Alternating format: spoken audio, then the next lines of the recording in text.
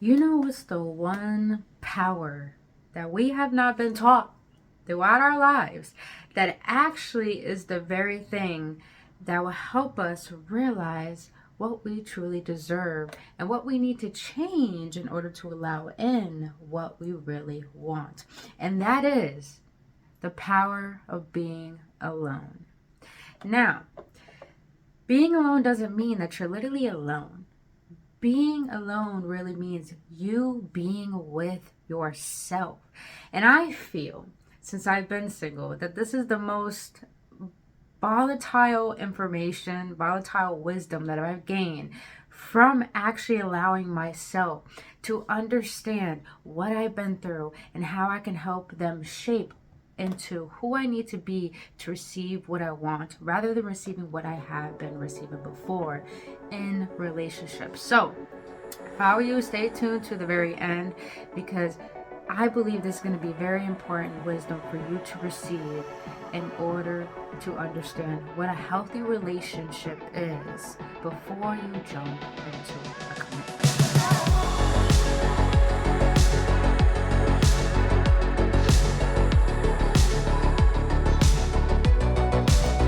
What is good, your beautiful beings? Welcome back, Awaken Ones, on another episode on Embracing Essential Series with your homegirl, Brittany Fontanez.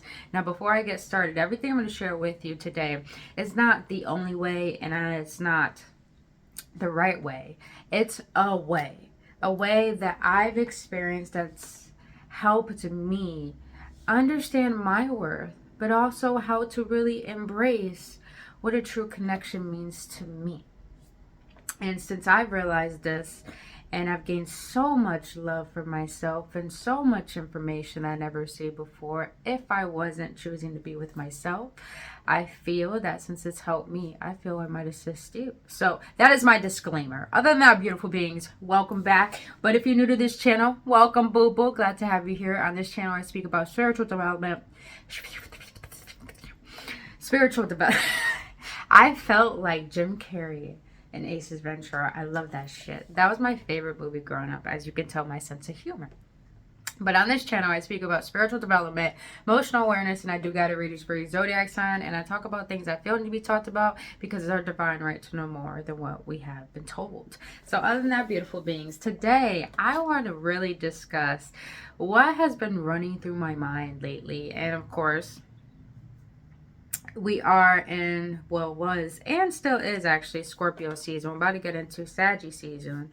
And while being in this transition, as everything is starting to crash, like Scorpio, death and rebirth, everything is about to crash. And also starting to realize how, since everything is pretty much dismantling in order to restructure itself anew, death to rebirth, of course, it's starting to make us all realize what we truly desire and what we really need to let go of in order to receive what we are asking for and what we really want. And in realizing this, a lot of things came about relationships for me and how my connections, my dynamics of relationships have really shaped my sense of self-worth, sense of identity. And I had to really see that those were creating blockages in order for me to really desire what I want. And since realizing this, I started to understand so much about being alone and the power that it holds that not a lot of people can handle. And the crazy thing is that we have been taught to believe being alone is something bad. Like, being alone gets a bad rep, man. Why? Why is that? Why is that? And why did I say in the beginning that being alone holds a power a lot of people can't handle and holds the power in order for you to gain what you want? How is it and why is it that we were taught that it is wrong if it holds the power that we solely desire to get what we want and to change what is no longer serving us?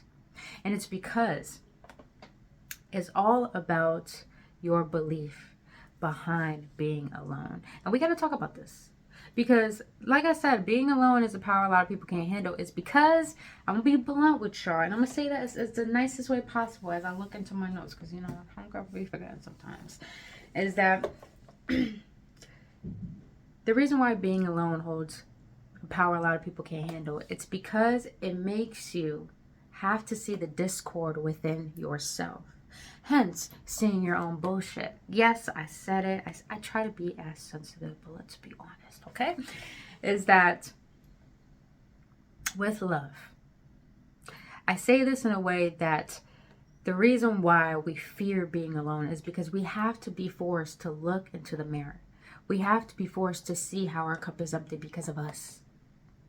And that's a responsibility not a lot of people are willing to handle. And hence why there's a lot of discorded relationships. Meaning that a lot of people rather be in relationships that don't fulfill them to avoid being alone. And people wonder why there's so much discord in a relationship. To the point that people be like, yeah, my partner treats me unfairly. My partner doesn't give me attention. They act like a child. They don't give me the commitment. I don't feel loved. I don't feel worthy. But this is better than being alone. Realizing how that's creating the recycling energy of these repeating patterns, but also creating the pattern itself, is because we prefer this, because we avoid what is suppressed. And being alone has to make you see what is suppressed in order to see the patterns and the repercussions of the dynamics that are happening within your relationships. So being alone gets a bad rep because it makes you have to see your own discord, and it makes you have to take responsibility over the very experiences that you made yourself a victim to. That was a big one for me to handle. I was like, well then, okay, we can't blame the other person. And this is how we could get lost in relationships, is that to the point that the relationship we desire, say for example, you are in a relationship, you were just in a really tumultuous relationship, and somehow it hurt you, it broke you, it made you feel ruined. And you wanted to get rid of that emotion, so you try to avoid it. You try to preoccupy yourself into drama, substances, but let's stay into relationships. You try to preoccupy yourself by allowing another person to fulfill the void and the cracks of your own consciousness. And then because of this, you make that person responsible for your own happiness. And hence why this is how relationships get distorted. And discord at that is because you're refusing to see your own discord because you avoid being alone. And then you try to put the responsibility on another person to make you happy. And that causes expectations. And let me tell you, expectations will always kick you back in the ass. I have learned the hard way. Yes, man, it kicked me hard in the ass. Realizing having expectations on how a person should treat me, should be, and how I want them to be, is causing them to be authentic, and it's causing me to be what's that word? Inauthentic. There we go. We're getting words going. But it's causing both parties to be inauthentic.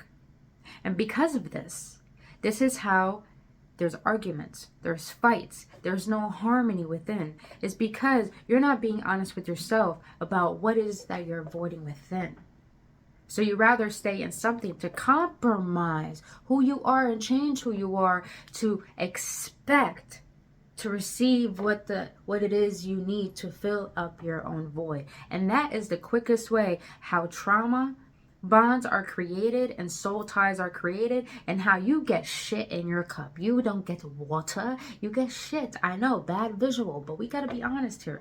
The vessel is like a cup.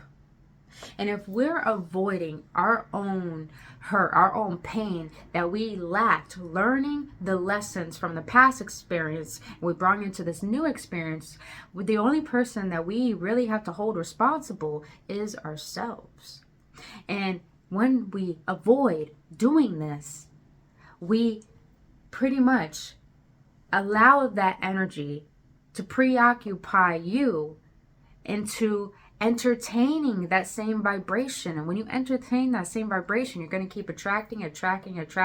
And that's how you end up getting to a state of depletion. And that's how you end up getting fragmented. Is that even a word? That sounds like a word, and I like the way it sounds, but that's in my own vocabulary. But you become fragmented and discorded because you have lost touch with yourself, trying to expect something outside of you to fill you up when it's your own job to fill up your own cup. And when I say soul ties, this is how we are intertwined with so much traumas from these past relationships, is because we're filling each other's cup up with shit rather than water. I know this is a bad visual, but this is how energy is too. The same way life is, this is how energy is. It's like if we keep doing that to each other, we're only causing ourselves to avoid seeing our own shit and avoid seeing how we occupied this very thing that was hurting us, because we avoid to see the hurt face to face and to avoid seeking the solution behind that very pain that is there. Now that I explained all my spiel, thank you for joining my TED Talk. Thank you. Let's talk about what a lot of us want to hear, and that is how to have a healthy relationship that is healthy, communicative, and enduring, meaning that you both can endure and enjoy each other. And that is, first, you got to understand independence. If you haven't watched my video, Emotional Independence, I'll leave it up here, you guys. Very powerful video I've ever done. Very simplistic.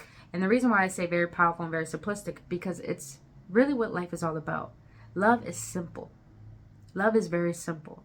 But it's not simple if you become codependent on relying on someone else to fill up your cup, when it's your responsibility to understand what makes you happy. Because only you live with you, and that person doesn't live with you. That person doesn't know you. So expecting them to treat you how only yourself needs and only yourself can give, that is unfair. That is unfair, and you can't get mad at that person. So this is why it's so important to understand that you can't get mad at that person, because you're avoiding seeing that being in your own solitude is going to help you see why this keeps reoccurring and why the pain is there in the first place towards relationships and people, and why you have self-sabotaging mechanisms or trust issues or commitment issues. It's all down to you. And the independence is so important for you to not avoid yourself, but to see yourself and see what you have been lacking, that you've been trying to seek outside of you, and how to find a way to fill up your cup to the point it overflows, that you don't need anything outside of you. You end up becoming the very thing that you need, and that's within you. So, in order to, like I said, in order to have a healthy relationship, you have to know independence, because solitude is stepping into the unknown, and what is very unknown is the pain that we avoid, and what is very known is the triggers and the trauma bonds and the fragmentations and the discorded relationships that you keep preoccupying. That's what's familiar. But when you step into the unfamiliar, which is your solitude, you step into the journey within. And that's nothing to fear, because there's everything to gain when you go through that journey. Like I said, it's a hard pill to swallow to take responsibility for what you occupy and what you entertain, that you allow yourself to be treated, because that's how you feel within. And I hate to say it, a lot of people don't want to hear that. I don't want to hear that this relationship and the way the person treated me is because of me. Well, you tolerated it. You allowed it. That's the reason why you have that pain, that hurt, and that experience in the first place. Because you avoided to see what is causing the very problems that is creating discord within your relationships. And the problem may be that you keep tolerating people who are disrespectful, and they showed you many times how they're disrespectful to you. You tolerate people ghosting you and coming back, and you wonder why they keep doing it, is because you keep tolerating that behavior. This is what I mean, is realizing that the narrative always comes back to you. So knowing independence and knowing that you have to create your own happiness creates a healthy vibration that feels at peace and that feels at home, to the point you can create a sanctuary with another person, that it's not a soul tie or a trauma bond or a codependent relationship. It's a relationship where two parties can come together and it's good for each other's well-being, because they're both doing the inner work to make sure that they know who they are, their worth, what they like, what they love, and not seeking that within the other person. And that's how the dynamic could be healthy for both parties. And that's what most people want. But most people avoid the very importance of independence and solitude. And it's a beautiful thing I want to share with you guys. That's solitude. There's a difference between solitude and being alone. Being alone means you avoid and neglect the self, and you make decisions based off of loneliness. But solitude teaches you how to love yourself to the point that you don't make decisions based off of loneliness. You make decisions based off of self-love. Ooh. Ooh. I gotta say amen to that, because that helped me so much to understand what I really want and enjoying who I am and who I've forgotten within my soul. And I know you feel that way, because even though we seek a relationship, what we really seek is a true connection with our real selves. And this is why it's important to be alone and get to know yourself, because you could be authentic and understand what you haven't been honest about with yourself, what you have been tolerating, what you have allowed, and what needs to change. And in transforming all of that and transmuting all of that residual energy from the past relationships that create these ties and these loose ends that need to be tied up, then you'll be able to go into relationships more vulnerable, honest, communicative, healthy, where you feel that like, wow, I was about to say wealthy, that you can feel, yeah, wealthy in a relationship, but you also could feel heard, you could feel loved, you could feel like you can actually receive what you desire, because you realize being alone what you truly desire and what you feel you deserve. And you found a way to receive that rather than resent that or avoid that. Because when we run away from the pain that we avoid, we really run away from what we really, really want. Because on the other side, fear is what we want. So if we're fearing how we feel about relationships, we're going to keep being emotionally avoidant and keep tolerating things we don't want. Hence, it creates overgiving and self-depletion to the point that we forget ourselves. So to avoid all that is to see thyself and to find independence with self and learn to fill up your cup to the point it overflows, that you don't go chasing. You just be the very thing that you want to attract. I want you guys to understand it's never about compromise. And I want to share that with you very importantly, because there's a difference between compromising for a partner. Like, say if your partner likes anime, I really don't like anime, but they would love to do something that they enjoy with you, and you just try the experience out. And if you don't like it, you don't like it. If you do, you do. But that is a different way of compromising. The compromising I mean is that when you are with someone who really doesn't want you to do anything, really doesn't want you to pursue what feels right to you, makes you feel insecure, makes you feel unloved, that is a relationship based on the discord that you have with yourself. And when you compromise and change yourself, you're not allowing yourself to see what a relationship could really be, because you avoid not being alone. So there's no point in tolerating relationships that don't bring fulfillment to you and fearing being alone. There's no point in this, you guys. The reason why I'm sharing all of this with you, because being alone holds the power of knowing your sovereignty, knowing how to think for yourself, knowing how to heal yourself, knowing how to fill yourself up in a way where you're just full of yourself, but not in a cocky way. You're full of yourself because you learned how to fill yourself up to the point you do have standards, to the point you do have integrity, to the point you do have morals and values and self-respect. And that is how you get everything you receive and deserve, because you started to realize what you believed you didn't deserve and just started recognizing what you truly deserve and how you've allowed it and how you have the power to change it. So other than that, you guys, that's all I wanted to share with you today, is understanding that being with yourself is not scary or something bad.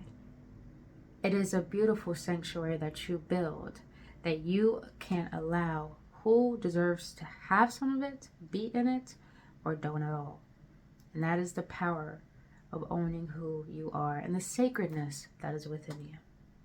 So I hope this helped you realize what a healthy relationship is, and how a healthy connection with yourself is just as important as the relationship that you want before you jump in that commitment. Please take responsibility for your own happiness and recognizing that people are not here for your happiness. They're here for your growth. But you can enjoy the pleasures of having another person by your side and realizing how you not only see the benefit of them having them in your life, but also being the benefit that they may need in their life too. So now, you guys, I love you so much. I really hope this assists. And if it did, don't forget to hit that like button, hit that subscribe button, and also hit that notification button so you won't miss out on any videos. Until then, you guys, I'll see you on the next one. And lastly, don't forget to be the new AwakenOne shirt out now. Link in the description below.